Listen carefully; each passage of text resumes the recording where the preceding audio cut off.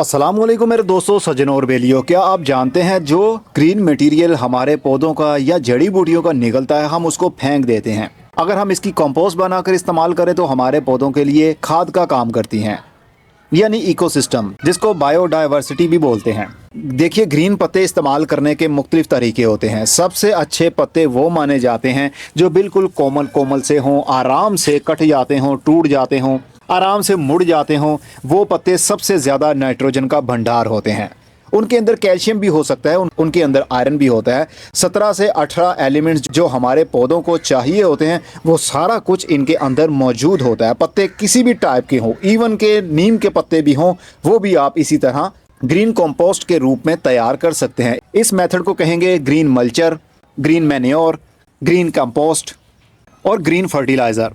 ये बिल्कुल 100% ऑर्गेनिक होगा। बस कोमल कोमल से जितने भी पत्ते हों आपने उसको लेना है। जैसा कि ये गाजर के पत्ते हैं, ये बहुत नरम हैं, तो इसको हमें अब बारीक बारीक काटना है। ये मूली के पत्ते हैं, ये भी बहुत नरम होते हैं, आराम से मुड़ जाते हैं, आराम से सूख जाते हैं। मोटी मोटी टहनियों वाले पौधे जल्दी डिकम्पोज नहीं होते। ग्रीन मटेरियल, ग्रीन पत्ते जल्दी डिकम्पोज भी हो जाते हैं, लेकिन इसको डिकम्पोज करने का एक खास तरीका बताता हूँ जो बहुत ही आम है, आप घर में कर सकते हैं बआसानी। बस इसके छोटे छोटे से टुकड़े बना लीजिए, कैंची की मदद से या छुरी की मदद से काट लीजिए, क्योंकि इसके अंदर टहनियाँ नहीं हैं, ये आराम से कट जाएंगे।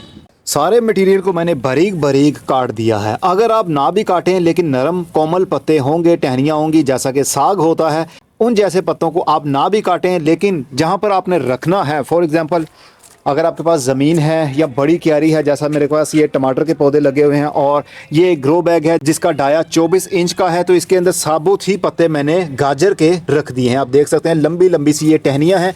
ये 3 से 4 दिन हो गए हैं रखे हुए को। सरफेस को कवर कर देने की वजह से पानी जल्दी खुश्क नहीं होता। सूरज की डायरेक्ट धूप लगने की वजह से जो माइक्रोबियल एक्टिविटी होती है उसको भी कोई इफेक्ट नहीं होता, क्योंकि सूरज की धूप की वजह से बेनिफिशियल बैक्टीरिया हो या बुरा फंगस हो या बुरे बैक्टीरिया हो, सब मर जाते हैं और पानी भी खुश्क हो जाता है मिट्टी का जल्दी। इसलिए मल्चिंग की वजह से ह्यूमस बनता है। ह्यूमस कैसे बनेगा? ये मटेरियल पड़ा पड़ा आहिस्ता आहिस्ता से डिकम्पोज होना शुरू होगा। पहले ये कार्बन बनेगा, मतलब ये सूखना शुरू हो जाएंगे। जिस तरह ये ब्राउन पत्ते हो गए हैं, इस तरह ये पत्ते सूख जाएंगे। पानी और मिट्टी लगते रहने की वजह से ये गलना शुरू हो जाएंगे और काले रंग में बदल जाएंगे। उनमें से काला काला सा पानी रिसना शुरू हो जाएगा, टपकना शुरू हो जाएगा और मिट्टी के अंदर जाना शुरू हो जाएगा। वो होगा ह्यूमस। ह्यूमस का रेशियो होता है 10:1, यानी 10% उसका कार्बन सोर्स होगा और 1% उसके अंदर नाइट्रोजन होती है, वो भी बिल्कुल ऑर्गेनिक। और कार्बन अपने वजन से 3 गुना वजन पानी का होल्ड कर लेता है, मतलब मिट्टी को जल्दी खुश्क नहीं होने देगा और मिट्टी को ना ही बहुत ज़्यादा गीला होने देगा। इसीलिए तो कहते हैं कि मल्चिंग करना ज़रूरी होता है। अगर आपकी मिट्टी के अंदर आपने बहुत ज़्यादा केमिकल का इस्तेमाल किया होगा, यानी कीड़े मारने वाली दवाई मिट्टी के अंदर डाली होगी, जैसे दीमक मारने वाली, केचुए मारने वाली, नीमाटोड्स मारने वाली, कोई सी भी दवाई आप डालेंगे तो वो सारे माइक्रो ऑर्गेनिज्म जितने भी आपकी मिट्टी के अंदर बैक्टीरिया होंगे वो सबको मार देगी। तो ये पत्ते जल्दी डिकम्पोज नहीं होंगे। ये जल्दी डिकम्पोज तभी होंगे जब आपकी मिट्टी के अंदर बेनिफिशियल बैक्टीरिया और फंगस होगा, और वो फंगस तभी होगा जब आप कंटिन्यूसली ऑर्गेनिक मैटर का इस्तेमाल करते आएंगे। केमिकल कीड़े मारने वाली दवाइयों का मिट्टी के अंदर इस्तेमाल नहीं करेंगे तो ही ऑर्गेनिक मैटर और ह्यूमस का लेवल इंक्रीज हो पाएगा। इसको इस्तेमाल करने का तरीका देख लीजिए। गमला हो, क्यारी हो, अगर आपने बीज लगाने हैं, मिट्टी की प्रिपेयरिंग करनी है, ये छोटे छोटे बारीक बारीक से टुकड़े ग्रीन कलर के मिट्टी के अंदर मिक्स कर दीजिए। उसको छोड़ दीजिए 7 दिन के लिए या 15 दिन के लिए। ये काफ़ी हद तक ब्राउन हो जाएंगे, ब्रेक डाउन होना शुरू हो जाएंगे, तो उसके बाद आप बीज भी लगा सकेंगे इसके अंदर।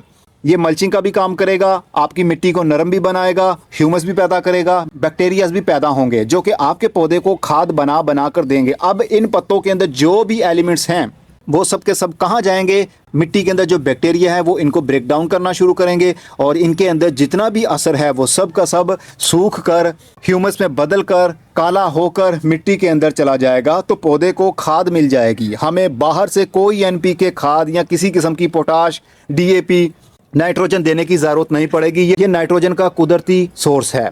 तो आप ऐसी चीज़ों को ज़ाया मत किया करें।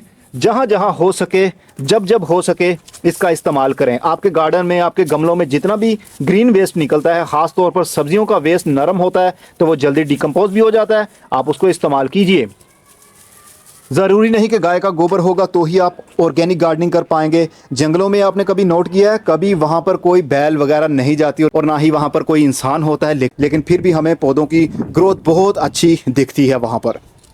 अखरोट, बादाम, पिस्ता, काजू ये कैसे उगते हैं? ये कुदरती तौर पर ही उगते हैं। वहाँ पर ह्यूमस लेवल बहुत हाई होता है, बायोडाइवर्सिटी वहाँ पर बहुत अच्छे से काम कर रही होती है। वहाँ पर केचुए होते हैं, कीड़े होते हैं, कनखजूरे होते हैं, चिड़िया, मेंढक और बहुत सारे ऑर्गेनिज्म जो कि जिंदा हैं वहाँ पर मौजूद होंगे। और उस मिट्टी के अंदर बेनिफिशियल बैक्टीरिया बहुत ज़्यादा तादाद में होते हैं। इसीलिए तो पेस्ट का अटैक भी जंगलों में पौधों के ऊपर नहीं होता, क्योंकि ह्यूमस का लेवल बहुत हाई होता है।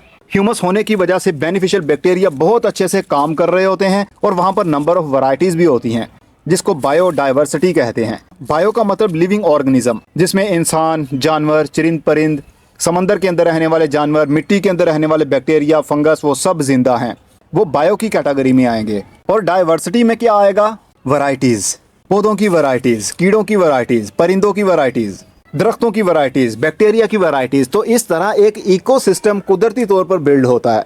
अब फॉर एग्जांपल हमारे गार्डन में सिर्फ एक ही पेड़ लगा हुआ है, सेब का दरख्त लगा हुआ है, और वहाँ पर मैं जाता हूँ तो और कोई पौधा वहाँ पर नहीं होता और मुझे भूख भी लगी होती है और पौधे के ऊपर सिर्फ एक सेब भी लगा होता है, तो मैं क्या खाऊंगा? जाहिर सी बात है उस एक सेब को ही खाऊंगा, क्योंकि मेरे पास और कोई चॉइस नहीं है, कुछ और खाने को है नहीं। इसी तरह जब हम नंबर ऑफ वैरायटीज़ के पौधे नहीं लगाएंगे अपने गार्डन में, छतों के ऊपर, गमलों के अंदर, तो फिर जब कीड़ों का हमला होगा उनके पास चॉइस नहीं होगी, सवाए इसके कि जो जो उनको पौधे नज़र आ रहे हैं उनके ऊपर ही उनका अटैक होगा, तो पौधे की ग्रोथ ऑटोमेटिकली रुकेगी। इसलिए पेस्ट का भी हक है इस दुनिया में, इकोसिस्टम का एक हिस्सा है, बहुत सारा फ़ायदा उनका भी होता है जो हमें समझने में गलती होती है। तो हमने फूलों वाले पौधे लगाए होंगे, जड़ी बूटियाँ अगर बड़ी हो रही हैं उनको छोड़ देंगे, कोई हाउस प्लांट्स लगाए होंगे, ग्रीन मटेरियल होगा हमारे मिट्टी के ऊपर, तो कीड़ों का जब हमला होगा तो उनके पास बहुत सारी चॉइस होगी कि थोड़ा थोड़ा हम हर पौधे के ऊपर हमला करते हैं, हमारा पेट भी बढ़ जाएगा और पौधे को नुकसान भी नहीं होगा। इसको कहते हैं इकोसिस्टम, बायोडाइवर्सिटी। तो इस चीज़ को समझिए, अगर आप ऑर्गेनिक फार्मिंग करना चाहते हैं, अब ये सारे के सारे पत्ते गिर रहे हैं सर्दी की वजह से और देखिए मिट्टी के ऊपर ही जमा हो रहे हैं, मैं इनको निकाल नहीं रहा, निकालना बेवकूफ़ी होगी।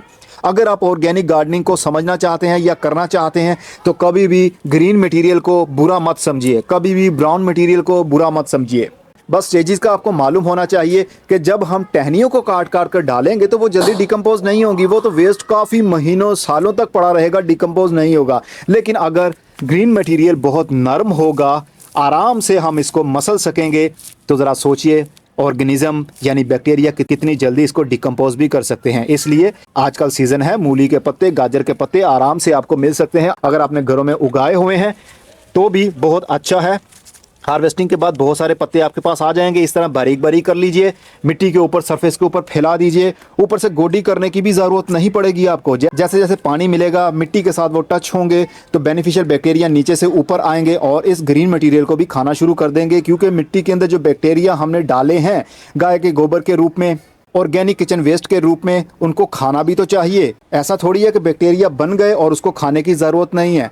हर जिंदा चीज़ को खाने की ज़रूरत होती है, इसलिए हमने उसको खाना भी तो देना है। तो खाने के तौर पर आप ग्रीन मटेरियल नरम वाला जो जल्दी ही गल जाता हो, सड़ जाता हो, खाद का रूप ले लेता हो, आप डालते रहा करें महीने में कम से कम एक बार।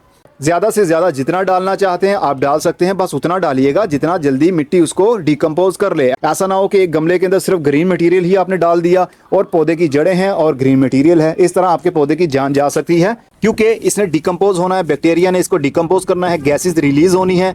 तो गैसेज ज़्यादा होने की वजह से पौधे की जड़ें भी मुरझा जाती हैं। तो बिला झिझक आप ऑर्गेनिक गार्डनिंग कीजिए, बगैर केमिकल के आप अपनी सब्जियां उगा सकते हैं, फल उगा सकते हैं। अब मेरा ज़्यादा से ज़्यादा फोकस इसी पर रहेगा, यानी ऑर्गेनिक गार्डनिंग। अब मैंने देखिए इसके पत्ते मैं लेता हूँ और ये मिट्टी की प्रिपेयरिंग मैंने करनी है। अभी इसके अंदर से गाजरें मैंने निकाली हैं और मिट्टी के अंदर एलिमेंट्स की कमी हो गई होगी, क्योंकि गाजरें भी तो बनी थी, पत्ते भी निकले थे, तो सारा जो मिट्टी के अंदर ट्रेस एलिमेंट्स मौजूद थे वो पौधे की जड़ ने निकाले और पत्तों के अंदर स्टोर हो गए, कोई फल के अंदर स्टोर हो गया। इसलिए हम ग्रीन मटेरियल लेंगे और उसको मिट्टी के साथ मिक्स कर देंगे।